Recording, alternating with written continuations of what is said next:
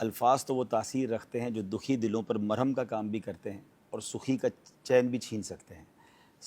ایسے الفاظ ہوتے ہیں جو انسان کو کئی دنوں تک دکھی کر سکتے ہیں، ان کے دلوں کو چیر کے رکھ سکتے ہیں، اور کہتے ہیں نا تلوار کا وار جو ہے وہ تو اس کی علاج ہو سکتا ہے، مگر زبان کا وار بعض اوقات ایسا زخم لگاتا ہے کہ پھر برسوں علاج نہیں ہوتا۔ تو بہت سوچ سمجھ کر بولنا چاہیے، اور یہاں یہ بھی سوچنا ہے کہ باقی اعضاء کے کوئی پہرے دار نہیں ہیں، زبان کے 32 پہرے دار ہیں، 32 دانتوں کے پیچھے زبان ہے، مگر جب یہ چلتی ہے تو 32 پہرے داروں کو چھوڑ کر بھی، ان کو توڑ کر بھی وہ کام کر جاتی ہے کہ بعض اوقات گھر ٹوٹ جاتے ہیں، خاندان برباد ہو جاتے ہیں۔ اور بڑا پیارا جملہ امیر علیہ سنت سے سنا کہ آپ کئی بار بول کر پچھتائے ہوں گے، خاموش رہ کر شاید آپ نہیں پچھتائے ہوں گے، یار میں نہ کہا ہوتا تو اچھا تھا، یہ ایسا کیوں کہہ دیا، یہ جملہ نہیں کہنا چاہیے تھا، فلاں کو برا لگ گیا۔ تو اگر پہلے ہی سوچ لیا جائے کہ میں کیا بولنے جا رہا ہوں، جیسے آپ نے فرمایا ایکچولی یہی وہ چیزیں ہیں جو پہلے تو تکار، ابے تبے، اور ایک وقت آتا ہے پھر بدتمیزی پر انسان اتر آتا ہے، پھر اس کو احساس ہی نہیں ہوتا، اس کو لگ رہا ہوتا میں نارمل بات کر رہا ہوں۔ کچھ لوگوں کی زندگی میں سلینگ ورڈز جو ہیں وہ نارملائز ہیں، ان کو لگتا ہے تو نارمل سی بات ہے، لیکن وہ کسی مہذب محفل میں بیٹھتے ہیں تو وہ ایک جملہ باقی سب کو چونکا دیتا ہے کہ یار یہ کیا بات کر دی انہوں نے۔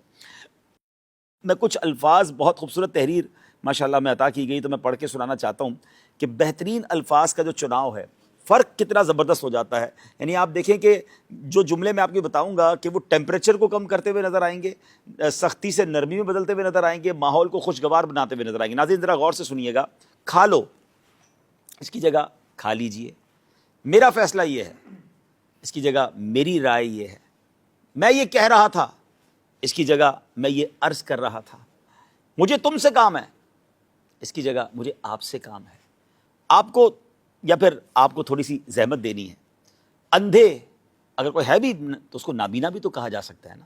بوڑھے کی جگہ بزرگ کا لفظ استعمال کیا جا سکتا ہے، فلاں مر گیا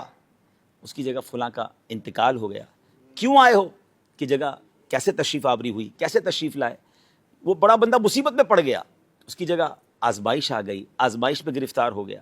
آپ غلط کر رہے ہیں کہہ رہے ہیں یا آپ غلط بول رہے ہیں اس کی جگہ میری ناقص رائے ہے کہ یہ بات اس کی بجائے اس طرح ہے۔ آپ نے بات تو پہنچا دی نا، پہلے یہ غور کر لیں کہ ہم بات پہنچاتے ہوئے، بات کرتے ہوئے سامنے والے کو ذلیل کرنا چاہ رہے ہیں، یہ سامنے والے کو اپنی بات اچھے انداز میں پہنچانا چاہ رہے ہیں، اس طرح شوگر کوٹڈ کر کے بھی تو بات کی جا سکتی ہے نا۔ اچھا آپ میری بات سمجھے نہیں ہیں، یہ بھی ایک جملہ ہے اور لوگ نارملی کہتے ہیں تمہیں سمجھ ہی نہیں آتی، اس کی بجائے اگر یہ کہہ دیا جائے کہ شاید میں اپنی بات آپ کو سمجھا نہیں پایا ہوں، look at the way, transfer آپ کی بات پوری ہو رہی ہے لیکن کتنے اچھے پیرائے پہ ہو رہی ہے۔ تو اللہ اکبر، اگر یہ آپ کرنا شروع کر دیں گے نا اور اس پہ غور کرتے جائیں، اور الحمدللہ آج کے دور میں جب دعوت اسلامی کو دیکھتے ہیں، پھر خاص طور پہ امیر اہل سنت کا الفاظ کو چناؤ دیکھتے ہیں، تو شاید وہ تو کسی ڈکشنری میں بھی نہیں ملتے، وہ ایسے ایسے الفاظ ہیں اور اس کی ایسی ایسی مثالیں ہیں، اور خاص طور پہ جب ادب کے مقام کے بارے میں آپ ذکر فرماتے ہیں، اور پھر تو وہ الفاظ کا وہ چناؤ ہے کہ جو بندہ کہیں سے بھی نہیں ڈھونڈ سکتا۔